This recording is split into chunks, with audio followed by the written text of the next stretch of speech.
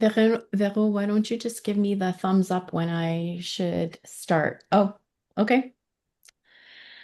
Good afternoon, everyone, and welcome to the Canadian Centre for Mentoring Research biannual webinar. This spring's webinar is titled Building Lasting Impact, Sustaining Mentoring Programs in Schools.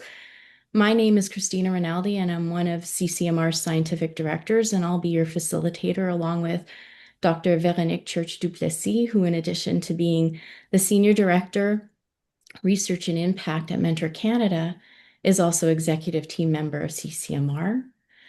We also have Sarah Chan, Engagement and Operation Lead at Alberta Mentoring Partnership, who's part of the CCMR executive team, and Dr. Amber Moswich, who's an associate professor in the Faculty of Kinesiology, Sport and Recreation at the University of Alberta. Her research focuses on the psychological support and development of athletes and others involved in sports. But she is also part of the exec team, but she's currently teaching in China and couldn't join us today, but she sends her regards. Briefly, the CCMR was founded in 2020, and some of its main goals and accomplishments have been to advance knowledge about youth mentoring in Canada by supporting and disseminating research, very applied research, as well as evaluation research. CCMR has been a collaborative partnership between Canadian Academics, Alberta Mentoring Partnership, and Mentor Canada. Those are the founding entities that have made this possible. We work with scholars to raise the profile of Canadian research related to youth mentoring. And the next Canadian Mentoring Summit will be in Ottawa in November, specifically November 3rd and 4th, 2026. We had our first Research Day and Summit last November in Calgary. It was an amazing opportunity for people to come together and talk about all about child and youth mentoring. Now turning to today's webinar, the purpose of today's webinar is to learn from our panelists and to have a chance to highlight sustainable mentoring programs in schools, examples of how to build relationships with schools and communities, and to hear about the support in mentoring in schools. To begin, I want to respectfully acknowledge that I'm joining you from the University of Alberta, located on Treaty 6 territory, the traditional and ancestral lands of many First Nations, including Cree, Saulteaux, Blackfoot, Dene, Nakota Sioux peoples, and Métis. And we honor the enduring relationships Indigenous peoples have with this land, the waters, and their communities, and we recognize the responsibilities outlined in the spirit and intent of Treaty 6. And as we come together today or this afternoon, depending on where you're from, to discuss youth mentoring, we are reminded that mentoring has long existed with Indigenous communities through intergenerational relationships grounded in wisdom, kinship, storytelling, cultural teachings, and collective care. And these traditions highlight the importance of belonging, identity, connection, and shared responsibility in supporting young people. With this in mind, may our discussion and thoughtful exchanges this afternoon encourage us to approach our work with humility, reciprocity, and a commitment to creating supportive relationships and communities where all young people can thrive. If you feel comfortable, please share where you are all joining from in the chat so we get a sense of who's here today.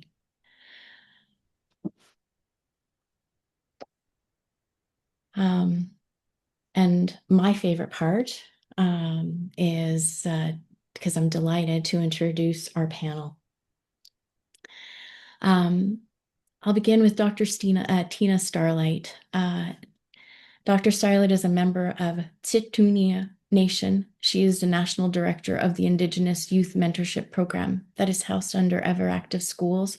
Dr. Starlight is an active participant in the land-based culture and traditions, and she shares her knowledge with students and colleagues. She has an MA in FNMI Curriculum and Leadership Development and a doctorate in Learning Sciences, and has taught at Mount Royal University. We're delighted she is here today. Dr. Kate Story, professor in school and public health, at the University of Alberta, is a PHAC, Applied Public Health Chair, Distinguished Researcher, Stollery Children's Hospital Foundation. Kate is a Center for Healthy Communities scientist and lead for Healthy Schools. We'll be hearing more about that and her work related to school-based mentoring today. Dr. Ali Cloth from the University of British Columbia is a professor, assistant professor there, and in the School in Applied Child Psychology program in the Faculty of Education. Ali is also a member of the Motivational Interviewing Network of Trainers and developed the needs-based mentoring approach and is currently implementing this pilot with school professionals in Vancouver alternative secondary school programs. We will hear about her experiences, and we're also thrilled to have her here today. And rounding off this distinguished panel is Dr. Alicia Wasanji, who holds a PhD in physics from McGill University and completed a postdoctoral fellowship in mathematics at the University of Alberta. So closer to here. And for 20 years, she has designed and implemented evidence-based academic support programs for vulnerable populations across Canada. And she's been teaching at Cégep Marie-Victorin since 2014, where she also conducts research on the academic success of at-risk populations. And then in 2015, she founded l'École des Grands program, and in 2019 launched Foundation W, a pan-Canadian charitable organization that supports post-secondary institutions in implementing the program. So many accomplishments by this panel, and we're delighted to have them all here to speak today. We are going to begin with a short presentation overview from all the panelists, beginning with Dr. Starlight and Story, and we'll move through the panelists, followed by Dr. Ali Cloth, and then Dr. Wasanji. And then we will open up for some interactive questions with the panel. And then finally, participants will have an opportunity to ask questions as well. So my part is done. So welcome, Dr. Starlight. I was going to say good job. See you, Gus. Thank you everybody for joining. I'm just going to give you, I think we got 6 minutes, so I'm going to probably talk a little bit fast here. Give you a brief overview of what the Indigenous Youth Mentorship Program is. It's an after-school program that's held where it's like train the trainer or mentor the mentor. So we have community members that we train, and they train mentors to become mentors, and the mentors train elementary age students or mentor elementary age students. So the focus is physical activity, healthy food, relationship building, and mentoring. We work primarily in First Nations communities in rural areas. We do have some urban sites, like it originated in Manitoba, and the first one was an urban site, and then it went out into rural and urban communities and spread across Canada, primarily in Alberta. We just started last year with one school in an urban setting, so that was our first one, and now we have four. So a little bit about the program. We do offer, like I said, mentor training. We offer program leader training. We work with community members in what they're doing. We provide credit opportunities for that. So the program, we do training and recruiting in the beginning of the school year. Come January to June is when the program typically runs for about 20 weeks after school for 90 minutes a week. There's two components. One is where you're mentoring and training mentors yourself and giving them the support that they need, and then the other and doing the planning. And then the second part is delivering that plan to elementary students. So I'm gonna stop there and see if Kate wants to join to say anything else. Yeah, thanks, Tina. And I think maybe this is one of the unique parts about IYMP is that Tina and I get to work closely together. So I think something very unique about IYMP is that it started as a research program, and now it's a community program run by Tina. So research is still foundational to what we do. And so it's very much a partnership. And so there is implementation of the program, as Tina mentioned, so running that communal mentorship model, but it's also grounded in evidence. And so, I'm fortunate to sit on the leadership committee, but we've looked at everything from outcomes of child health and mentoring and looking at focusing on the circle of courage and the 4 R's as a pathway to holistic wellness and health. And so recognizing that, I think unique parts about IYMP that we've learned in terms of the essential conditions of delivering it is that it's run by and for the community, and every community looks different. It's a communal model, so it's not just unidirectional. Everyone's learning from one another. And because it's based in the school and it's grounded in the school, there's credit awarding opportunities, there's pathway to educational attainment and employability. And it's not, individuals coming into the school from outside of the school. Everyone is part of that community. So we've been able to look at that and not just understand kind of the outcomes, but also the process that what this looks like as we've rippled it. That's our chosen word for as opposed to scaling. So rippled it relationally, to really learn about what does that look like and how can we be successful and what do the mentors think and what do the students think. So initially we talked a lot with the littler kids about like what they thought about the program and their experiences. And we realized that a lot of the real magic is the mentorships watching or the mentors watching them grow at mentor camps where the first hour when everyone's introducing themselves, hoods are on, saying your name in circle is hard, and then 24 hours later kids that have never met one another are sharing and excited and feeling the sense of belonging and connection. And so we're really focusing, a lot of my grad students have been really focusing on looking at what the mentors want. What do they want in courses? What do they want in the program? And so I think that's a really cool part of IYMP, that it's not just run by and for the communities, but it's this relationality. It's grounded in the school community and it lives within the school community. Another plus or difference, I guess, or why the program works is we have group mentoring. So it's not so much one-on-one mentoring, it's a group of high school students mentoring elementary age students. And that seems to co-align with traditional mentoring practices. And there's so much opportunity to bring in elders and knowledge keepers to add the cultural component, and also to guide and support through language involvement. So, yeah, thank you. Thank you then. Allie, a little bit about your work and program. You're muted. Of course, that has to happen when you're on a webinar, correct? So thank you, Christina and Veronique, for having me, for inviting me today. I'll also start with a brief acknowledgement that I have found my desired home on the traditional ancestral land of the Squamish Nation. I'm grateful to them for their stewardship of this beautiful place.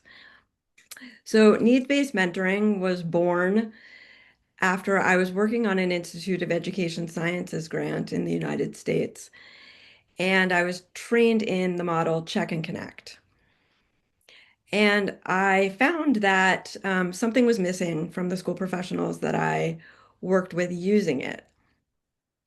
After that, I gave a talk at the National Association of School Psychologists annual conference about improving adult youth communication and relationships in schools.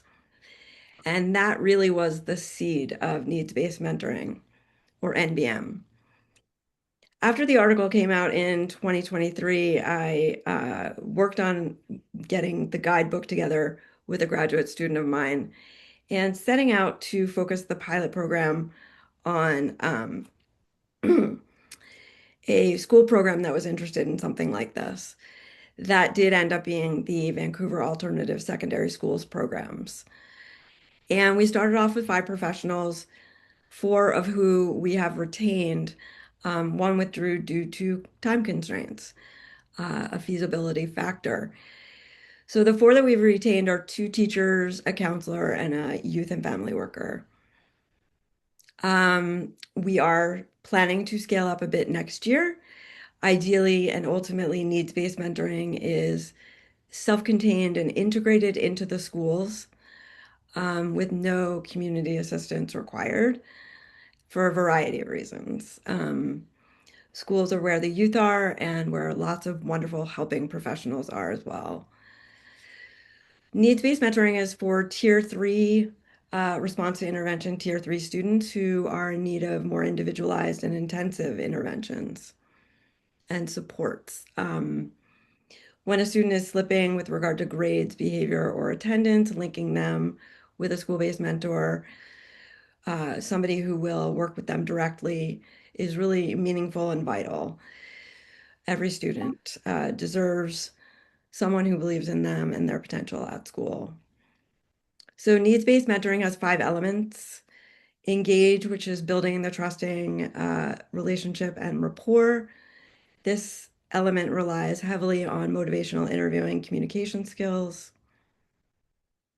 Then there's assess, which is not about assessing the youth. It's the mentor assessing their own knowledge of the mentee's ability and willingness to work alongside them.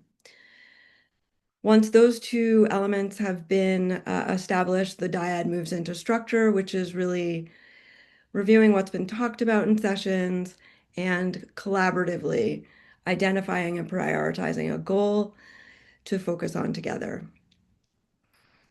At that point, the mentor either breaks down the skill to be developed or however to accomplish the goal, if that's in their wheelhouse, and that is the element of teach. And if that's not possible, really advocating for the goal's accomplishment or achievement through other professionals, either within the school or in the community. And this could have, this could be something with the school-based team having to do with classes or teachers, or it could have to do with other things like transportation or mental health counseling. There are a couple of reasons I believe NBM is sustainable. I wanted to highlight that. The people who are using it are really enjoying its structure. And if we can potentially change within the system of education and policy, engaging this idea that this kind of mentoring is really needed in schools, I'm hoping we could either introduce planning blocks to these school professional mentor calendars, or make needs-based mentoring or something akin to it a class that some students take. I'm also looking how to give CEUs for the school professionals that I'm working with so that we can really make this more feasible going forward, looking at all the angles to do that. Thanks. Thank you. And Dr. Wasanji, love to hear about your program and your work. Yeah, thank you so much for having me.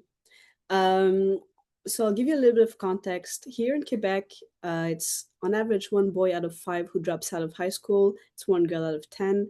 It's costing us $14 billion every year. So the scientific literature is very clear on the fact that risk factors for high school dropout occurs early. And that if you're elementary school kids in an underprivileged area with difficulties in French and math, you have more risk factors of dropping out of high school. So this is where our programs come in. Our program is called École des Grands, or School of the Greats in English. It's overseen by the foundation I created called Foundation W. Our mission is to contribute to equal opportunities by empowering vulnerable population with real access to educational success. Our vision is to prevent and reduce poverty through education.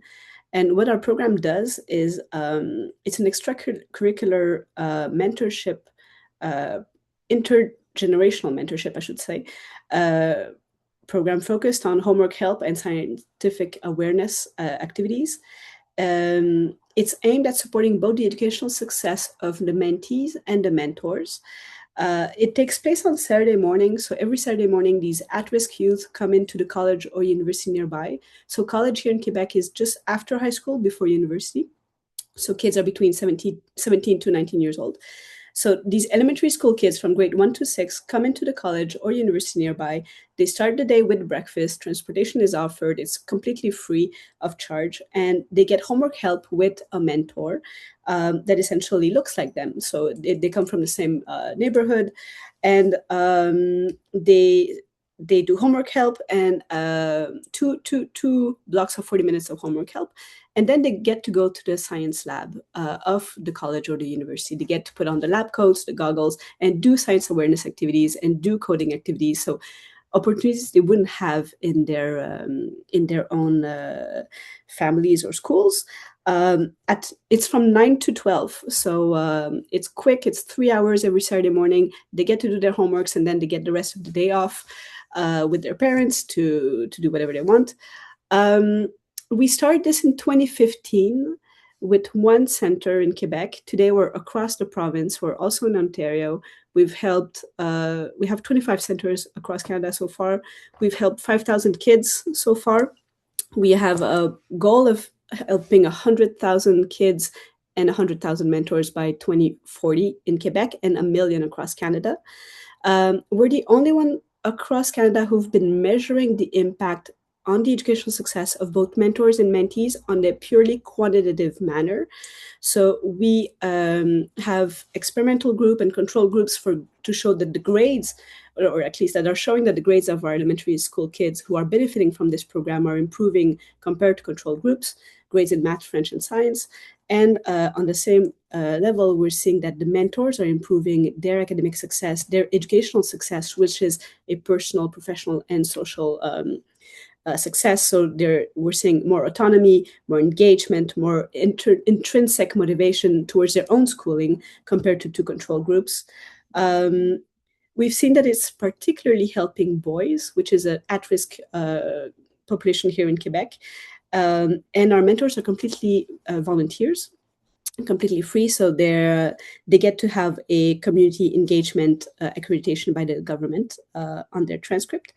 And the reason why we've seen that this program is sustainable is that it's low cost. All stakeholders within the community pitch in at very low fees to make it sustainable.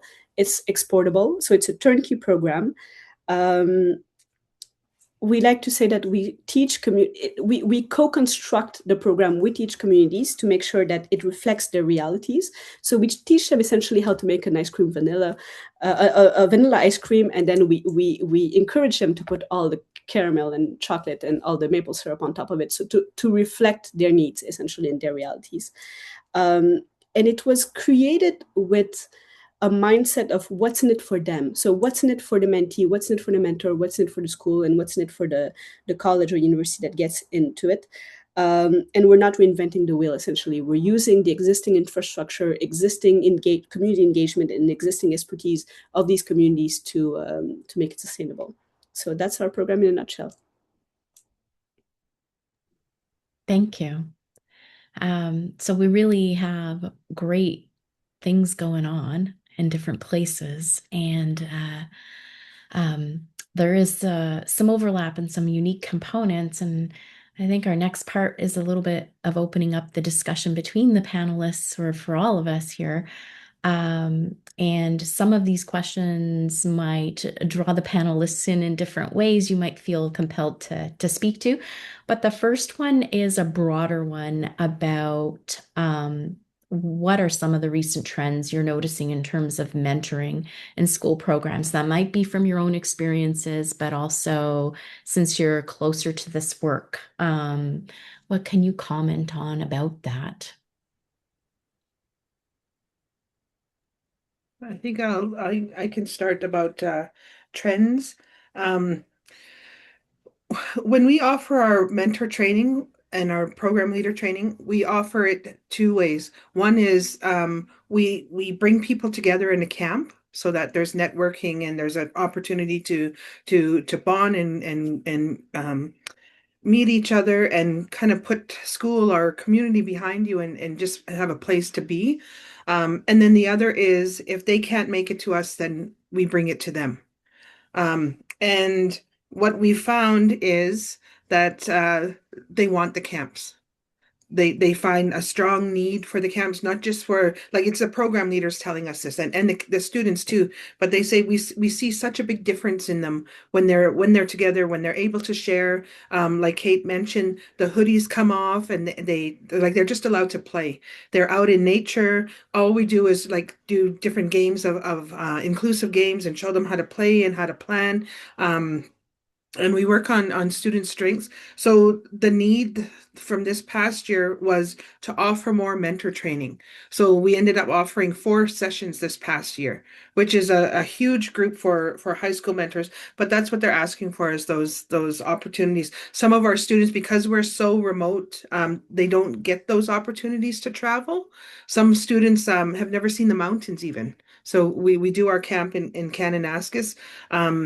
It also the teachers or the chaperones that bring them, the mentors that bring them, they also say it's a time for us to bond and learn about them, like and so I think that was one of the trends that we want to keep and highlight, and so we shifted in how we support them. A lot of our schools, we were supporting with food and transportation or any other barriers within the community, in order to get the program going.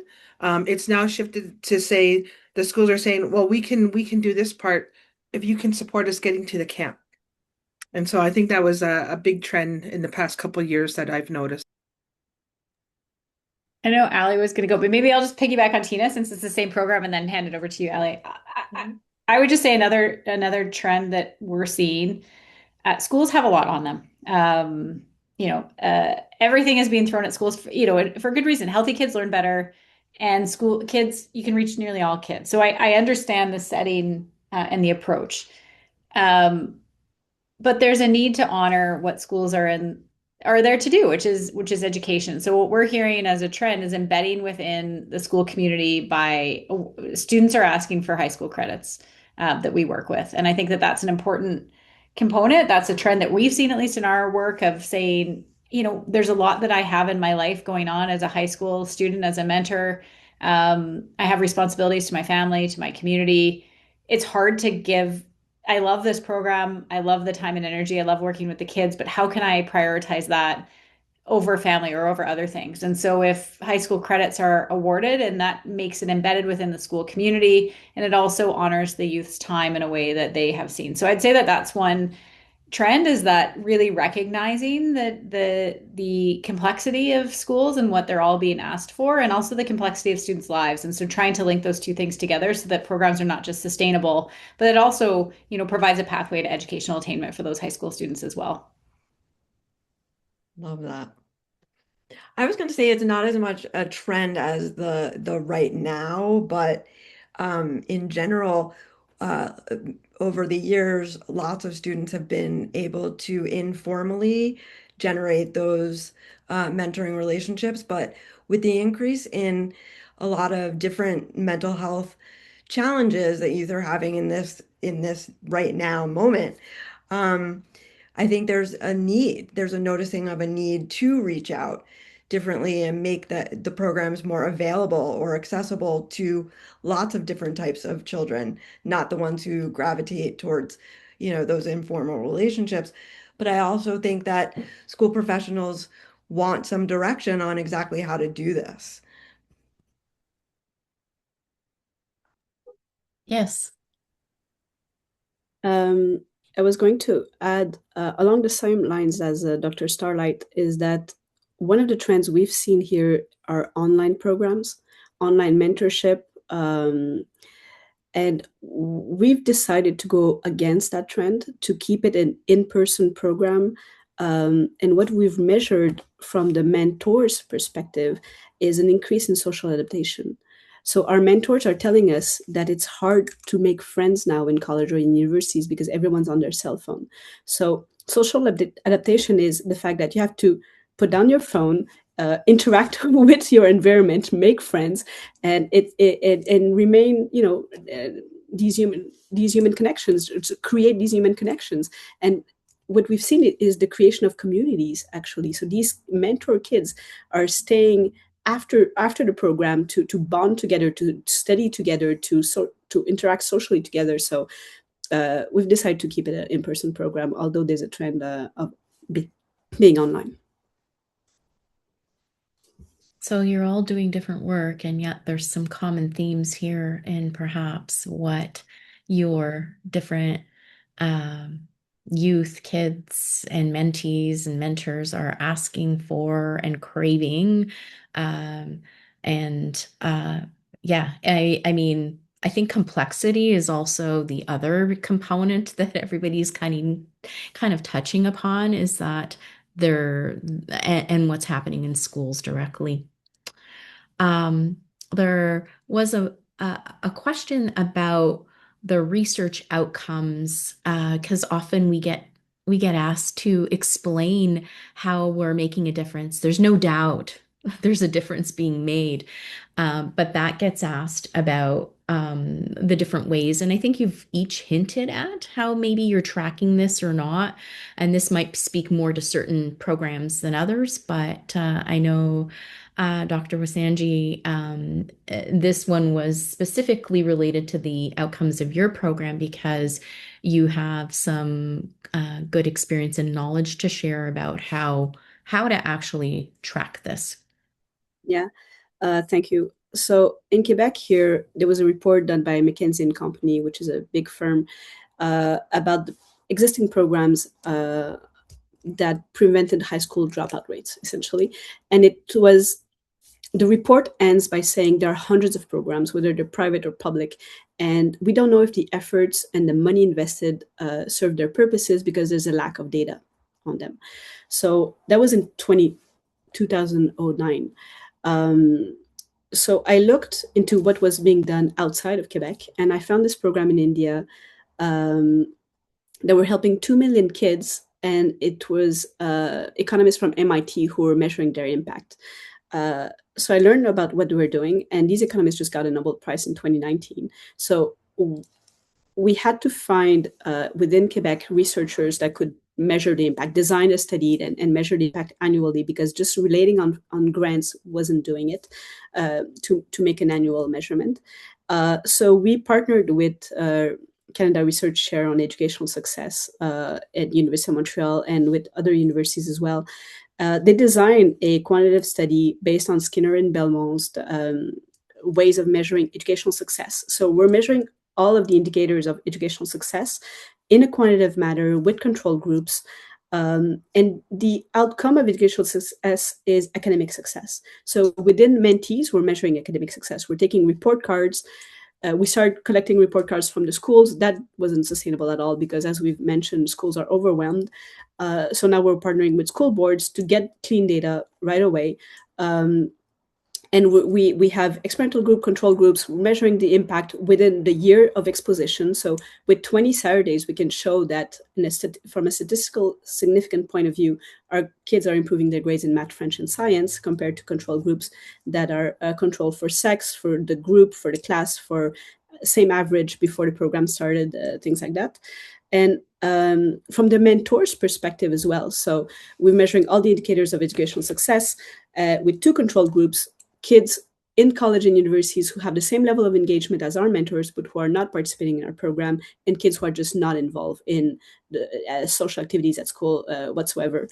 And again, we're showing that increase in autonomy, engagement, intrinsic motivation, social adaptation are improving compared to two control groups. And it all ties into our hypothesis that all ties into the theory of risk and resilience, and how this program was built around very known protective factors, which are known to develop resilience, which our hypothesis is that this is leading to this increase in educational success. So we're publishing these results in an annual basis, but now we're going to publish in scientific journals as well. Thank you for that. There's obviously different ways of attracting and getting information. I'm not sure if any other of the panelists wanted to share their ways of feedback in a broad sense, or the types of experiences or different ways that evaluation is done. I'll pause there before I go on to my next question, just in case anyone wants to jump in. Yeah, I just wanted to mention that the appreciation of both qualitative and quantitative um, information. So because we started out as a research project and also community based now, there's an importance of still combining the two. So this is why we have partners like Circle Lab that do a lot of the quantitative, but also how we capture that qualitative. So what funders or communities are really looking for is that storytelling piece. And Indigenous people happen to be good, really, really good storytellers. And so when we do the listening, we're capturing those stories, and we're capturing stories. Yes, we have the surveys and stuff at the end of them. We have our monthly reports and our year-end evaluation, and we usually do a sharing circle at the end of every engagement, so that they can just share openly. Because again, not a lot of people like to spend time doing surveys or the paperwork kind of piece. Um, but we also have our youth advisory circle that we were finally able to get up and going. So we have direct perspective from youth that have engaged in these places and are able to speak and about how we're delivering and what we're delivering, and if it's relevant for the youth that we're engaging to, and including the place that we're involving. Because our even our youth advisory council, they come from all different types of communities, not just rural or urban. Some are, Métis communities. Some of them are First Nations. Some of them are really, really remote, and so it gives us a better perspective of the needs and how we're addressing those needs of the different communities. So yeah, just wanted to put that in there. Thanks for that. Just adding to Tina's, I mean, I think a lot of this came from community. So we started off purely as a research program looking at type 2 diabetes related outcomes, as this was a type 2 diabetes prevention program, and looking at how do we prevent and prevent chronic disease and promote health, using a holistic model of health. So anchoring in the circle of courage and the 4 R's, as opposed to traditional individual behavior change kind of theories. And so all of those outcomes were there, and we looked at that. And there was other outcomes as well. Certainly, academics and attendance at school and things like that. And then over time, as we have been building out the research program component of IYMP, we heard from communities that students and teachers and schools were saying, we don't need any more of that. This is great. That we need some to continue, but we really want to know. For example, one of my PhD students is looking at, like, what does IYMP mean to you? How does it support your Meenah or Woodland Cree living in a good way? Photo voice, sharing circles, talking circles. We're now doing also, because it comes from Tina and the need for a social return on investment. So doing that. So I would say, it's community led, it's community driven in terms of the types of research we do. So it does ebb and flow. And certainly, as Tina mentioned, and I know as Alicia mentioned, you need kind of both. But I also feel like it's been one of those things where we've just been listening to community and to the programs and seeing, like, what are their needs that they need in order to advocate for the program to continue to run and for us to continue to support it. So just putting that out there. So, like, mapping high school credits and mapping dual credits was one of my grad students' projects. The actually studying the mentor camps, because we know that that's been so important. So following the thread of what the communities have asked for, to see, like, what is even the value of these mentor camps? What does this mean to the youth? Because we're seeing that it means something, and then the youth are saying, actually, we want to talk about this. So yeah, just highlighting that community led and community driven research component of not just the project, but the research that's happening. Yeah, these examples are really great for different reasons, because it's showing who you're engaging with, and depending on who you're talking to, from whose perspective, there's a value of different meaning to what might be going on and what they're taking away. So whether it is the mentees, mentors, the school districts obviously will have a very different lens as to what they want, and their objectives. Are important. Otherwise, you might not have access to them if we don't work with them in that way. So, relatedly, one of my questions for the panel before we open it up to questions to the full group is, you've really focused on successes, which is important, but we also learn from our challenges and what is hard, and how for either whether we are mentoring organizations or new to research on mentoring, This is something from participants who might be joining in today or in the future through the online video.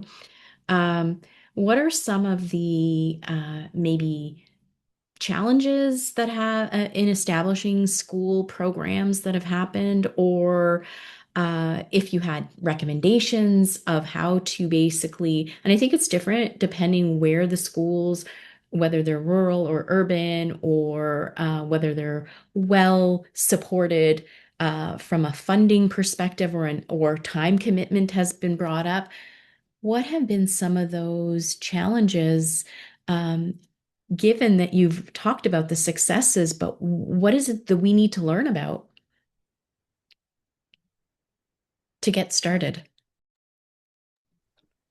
Part of it for me, working in the schools, is defining what is sort of response to intervention at the tier 3 level, like what are individualized and intensive supports, and how do we make those more feasible within the system that it's trying to be delivered in, I think. Okay, yeah, the system that is trying to be delivered in. Thanks, Allie. Alicia. Yeah, strangely, we got pushback from our program, from every college administration and every university administration, because they told us there's no way you'll be able to recruit mentors for free.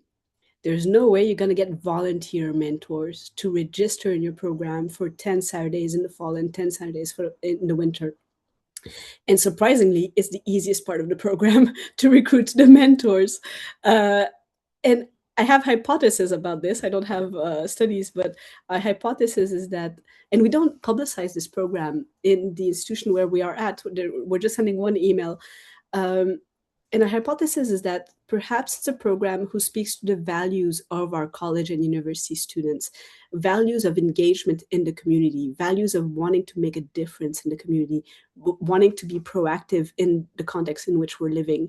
And we're recruiting 3 types of mentors like this: those who are exceeding in school and who wants to get the stamp from the government saying that they were engaged in the community, those who want to validate a professional choice, who perhaps want to go into teaching or into a human-centered career, and mentors who are just coming in from the same background as our kids, who perhaps experience themselves difficulties at school and want to give back in the community because they made it to college or they made it to university. So yeah, that's something we constantly have to work against, but somehow it's working. So now you can say we're not concerned about that when we have experience with recruitment. But still, it's pushback in every new center that we're opening, for sure. I think having that right person lead the work, because again, we're not trying to add more onto teachers' plates, right?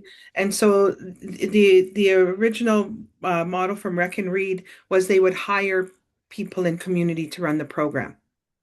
A lot of the communities we work with in Alberta, they have different mandates, and a lot of them happen to be teachers, and so we're trying to build that connection. So sometimes we have to go outside of the school and do a lot of community work to see how we can get community members to also, or other community programs, to work together instead of competing for students, but to work together to alleviate a lot of the pressure on each other's plates. For example, working with the recreation center or sometimes child and family services, because they all offer after-school programming. But when you collaborate together, then it's easier on everybody's budget. But you're not competing for students and competing for space. So and that's tough to do sometimes. And so that tough part is really finding that person in the school. And the other two is some grants are not always very patient. And we are very patient with our communities because we use that essential conditions like as a readiness tool. Some of our communities aren't ready. Like we work with them as long as we can and support them in any ways and best understanding where the community's at, what resources do we have, how can we break barriers. And again, sometimes that takes time. Sometimes it takes time to build relationships or trustworthy relationships first, and then to get to, okay, so how can we best support you? So we can't expect every community to run exactly the same. We can't expect every community to have the same resources. We can't expect every community to run the program the way that it is typically expected. The community knows their people best, and they find a way, because again, it's a great program. They always want to be involved, so they find a way. They say, is it okay if we only run it like we can guarantee do it 5 to 10 times this year and not 20? And I'm just like, you know what, let's do it as a pilot, and we could start working and find out more and better ways and who else we can involve to make it work better. So it's a lot of really listening and being patient. So flexibility for sure. Um, we have an opportunity now to open up questions to everyone.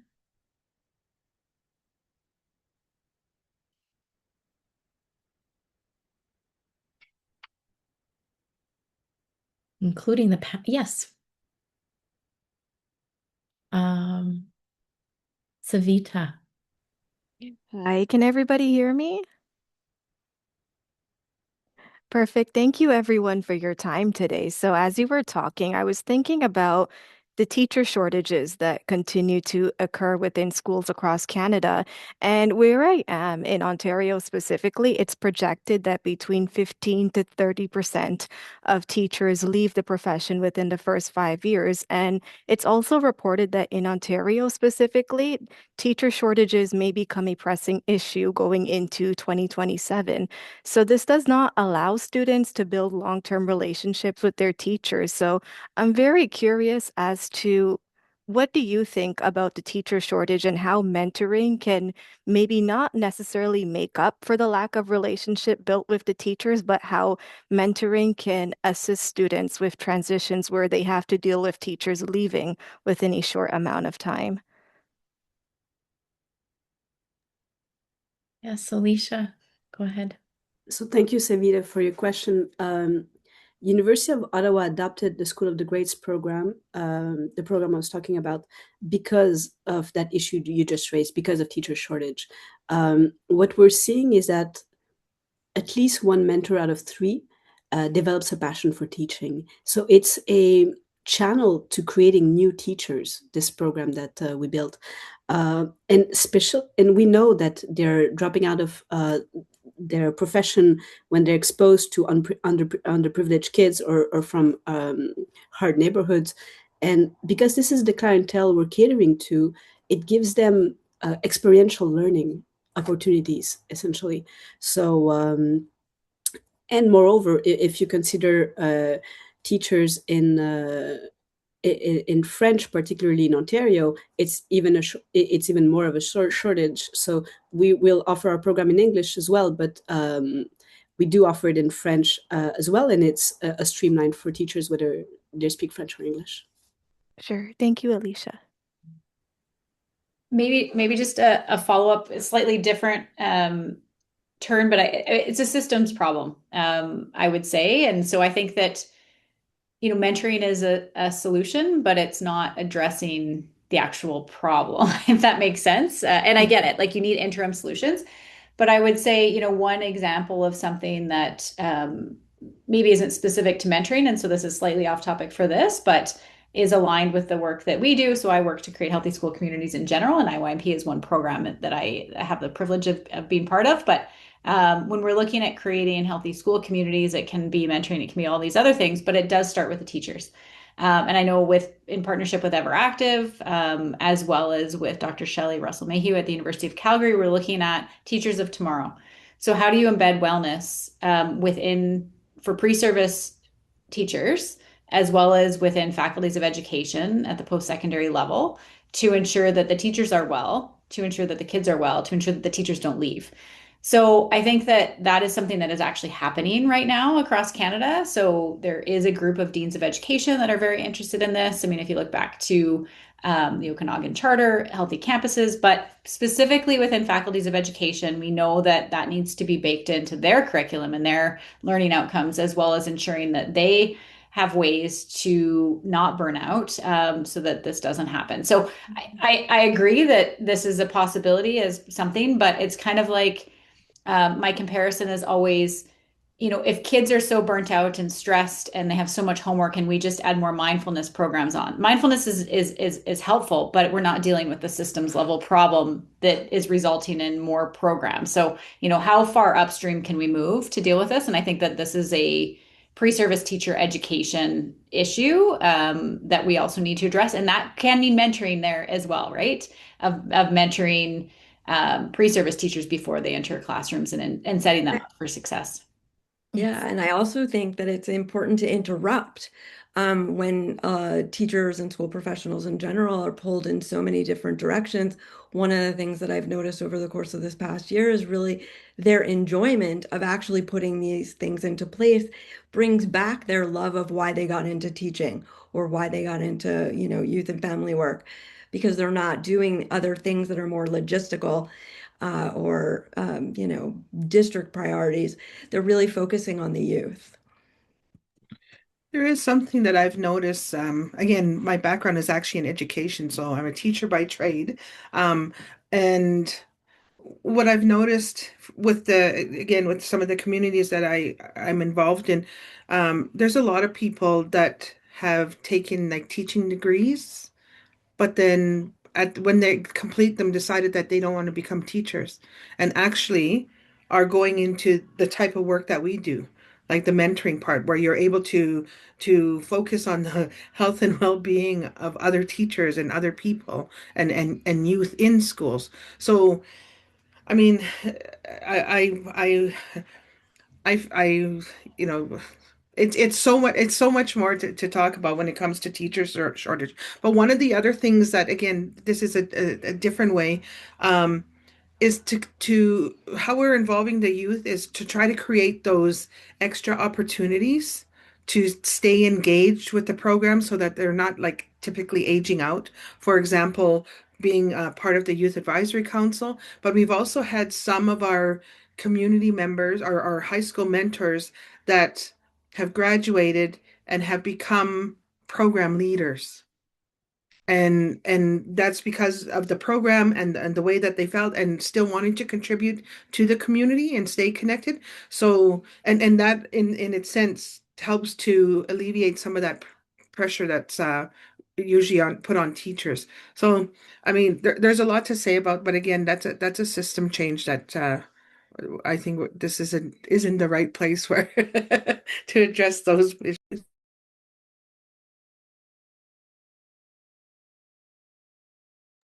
Yeah, this is really capturing perhaps again the thread of complexity that happens, but these systems are large and they're very difficult to change, but not impossible. But as a just a really quick side, we did interprofessional collaboration for school-based cases or working with kids from different disciplines. And when we brought, including teachers, when we brought people together to work about whatever might be presenting things for them with work in children and students, they were able to feel supported. So anyway, complex and more conversations to be having, but we're getting at the end of our session today. And so if there's any remaining comments from anybody that would like to add anything.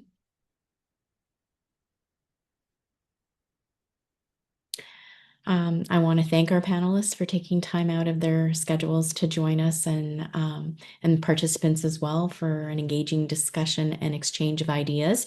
I want to put a plug in to remind everybody that we can continue these conversations in November in Ottawa. Of course, even not, we don't have to wait till November, but we'll all be together, or most of us will anyway, for the Mentor Summit and a pre-research day with CCMR group and affiliated members. So thank you, everyone. It was such a pleasure and a delight to see this amazing group of panelists. Thank you.